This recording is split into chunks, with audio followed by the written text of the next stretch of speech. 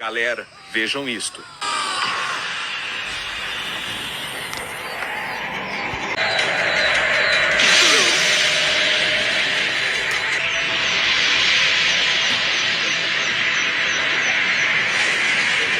Agora vejam isto.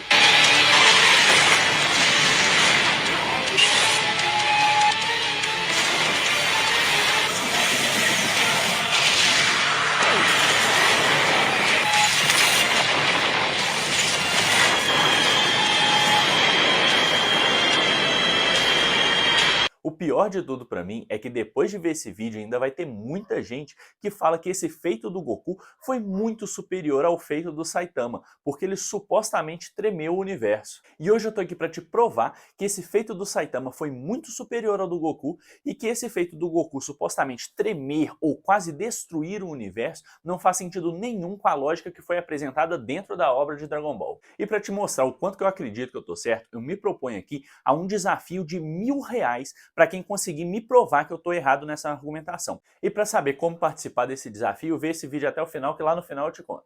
Mas agora, para te provar como é que esse feito dentro do Dragon Ball está completamente errado, eu vou ter que voltar um pouquinho no tempo. Não é de agora que os autores tentam estudar e entender o que faz uma boa história. Eu sei que exatamente agora você está pensando que cargas d'água Aristóteles tem a ver com Dragon Ball. Eu vou te explicar agora. Um dos fatores fundamentais para você ter uma boa imersão na história é uma coisa que chama suspensão de descrença. Mas o que será que é isso? E bom, Shone, a suspensão de descrença refere-se à disposição do leitor ou espectador em aceitar temporariamente elementos improváveis, impossíveis ou fantásticos, como sendo plausíveis dentro do contexto da história. É uma espécie de acordo tácito entre o público e o autor, onde o público se compromete a suspender o seu ceticismo e aceitar as premissas da história para aproveitar a experiência narrativa de forma imersiva. Mas para que a suspensão de descrença possa ocorrer, não é papel só do espectador conseguir suspender a sua descrença. O autor tem um papel fundamental nisso, já que ele deve manter uma coisa que chama coerência interna. E a coerência interna nada mais é para uma história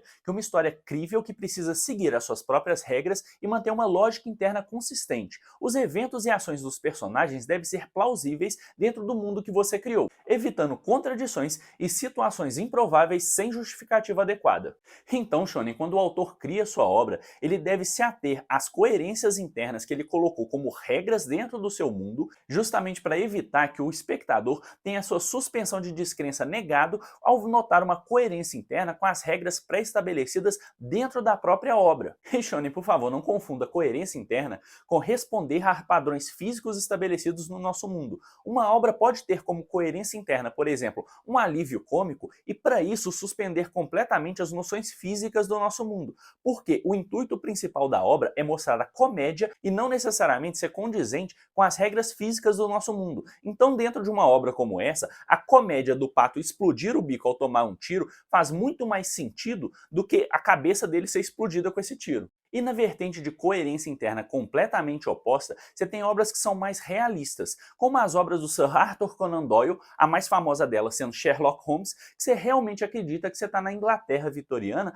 resolvendo crimes. E no caso dessas obras não tem quase nenhuma licença poética em relação ao nosso mundo, a não ser por datas, fatos e eventos que liguem algumas pessoas. O resto da física e causa e consequência nesse mundo são muito similares ao que acontece no nosso mundo.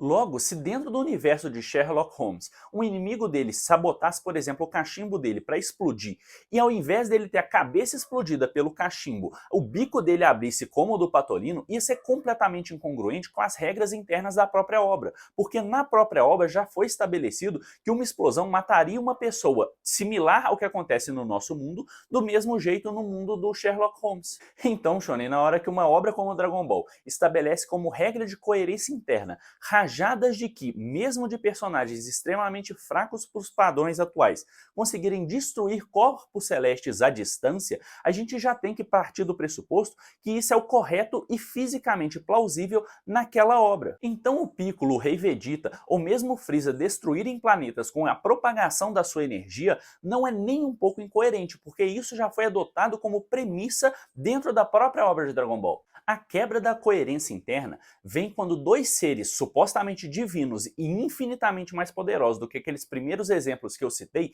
propagam a sua energia a partir de um epicentro e nada é destruído, mas mesmo assim eles afirmam que tremeram o universo ou queriam destruir o universo com isso. A propagação daquela energia deveria sim ter destruído no mínimo a Terra ali do lado, porque não tinha ninguém protegendo a Terra do mesmo jeito que a gente viu no caso do One Punch Man. E Shonen, ainda que você use o argumento que o Goku conseguiu repelir os golpes do Bills no mesmo ângulo para evitar a destruição local, ele só fez isso, se eu não me engano, a partir do segundo ou terceiro golpe. Aquela propagação de energia que a gente viu, sendo energia destrutiva de dois seres que supostamente são deuses, deveria sim ter destruído no mínimo a Terra.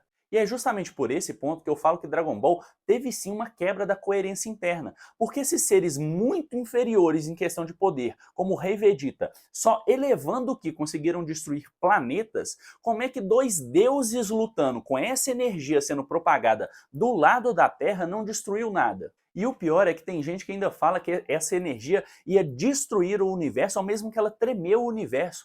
Shonen, você não tem noção do tamanho do universo se você fala um trem desse. Essa imagem que você está vendo aqui embaixo é só uma foto da nossa galáxia. Aquele pontinho minúsculo que você quase não consegue ver é o nosso sistema solar. E quem dirá você enxergar a Terra daqui? Agora, você acha mesmo que a energia necessária para tremer ou destruir isso tudo, sendo emanada do lado da Terra, não ia destruir no mínimo o planeta Terra, ou no mínimo o sistema solar? Isso é completamente incoerente. O feito do Saitama foi muito mais impressionante, muito mais crível, porque a gente viu o tamanho da energia, a força que foi necessária para conter aquela energia, o direcionamento daquela energia e a destruição que ela causou por causa disso. Enquanto no Dragon Ball a gente só vê umas ondinhas passando, alguns planetas sendo destruídos ou não, e nenhuma explicação por que aquela energia destruiu alguns planetas à distância, mas a Terra que estava do lado não foi afetada. E caso você esteja curioso, eu já fiz vídeo analisando tanto o Goku ter tremido o universo, quanto esse soco do Saitama e do Garou que abriram supostamente um buraco no espaço. Dá uma olhada lá se você tiver curiosidade. Então, Shonen, quando uma obra estabelece como premissa própria de coerência interna personagens super poderosos que teoricamente destruiriam o universo em suas brigas e aguentariam pancadas que destruiriam galáxias, mas na hora que a gente vê eles brigando, eles mal destroem uma floresta, por exemplo, isso é completamente uma quebra de expectativa e uma quebra com o pacto que o autor faz com seus espectadores, no caso a gente que está assistindo. E aqui não adianta você falar que Dragon Ball é voltado mais para a luta do que para destruição, porque aí nesse caso eles estariam ignorando as regras que eles mesmos estabeleceram na obra de destruição colateral gerada pela rajada de Ki. E se for esse o caso, eles estão muito mais próximos de uma Força Toon justamente para mostrar só lutas do que necessariamente uma obra séria e com regras e consistência interna fortes o suficiente para a gente conseguir fazer uma análise séria dela. E agora, Shonen, tá aqui a parte do desafio. Se você quiser participar, dá uma olhada nesse vídeo meu falando que o Goku não tremeu o universo, pega os argumentos e tenta rebater. Se você conseguir me convencer de que eu estou errado nesses argumentos que eu apresentei, eu pago para você R$1000 e faço um pix para a primeira pessoa que conseguir me convencer.